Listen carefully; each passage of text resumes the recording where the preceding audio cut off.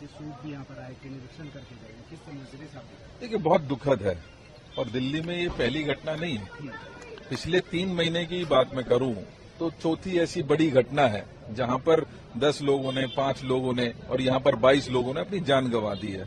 लेकिन सरकार की तरफ से किसी प्रकार की कोई कार्रवाई नहीं हो रही है।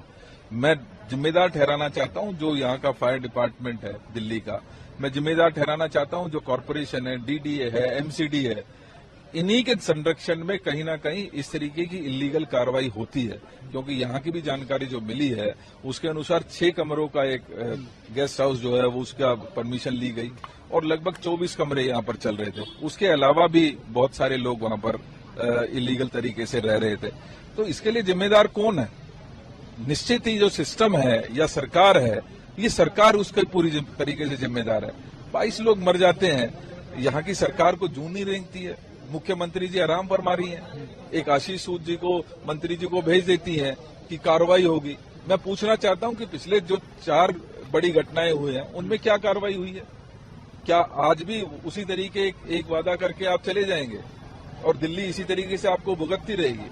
माफ करना, ये सरकार जो है वो निकम्मी साबित हो रही है। ये सरकार सिर्फ गरीबों को परेशान करने में लगी है और कहीं ना कहीं जो जिम्मेदारी है इनकी उससे ये भागती नजर आ रही है। रेखा जी बड़ी बड़ी बातें और वादे तो कर रही हैं, लेकिन धरातल पर उसका कोई असर दिख नहीं रहा है। क्या 22 लोग दिल्ली के इस जगह पालवी नगर में अपनी जान गंवा बैठते हैं? क्या मुख्यमंत्री का फर्ज नहीं था कि वो यहाँ पर आकर लोगों के दुख में शामिल होती? जो लोग इसके जिम्मेदार हैं उनको तुरंत गिरफ्तार किया जाना चाहिए था, लेकिन इस तरह की कोई कार्रवाई नजर नहीं आ रही है।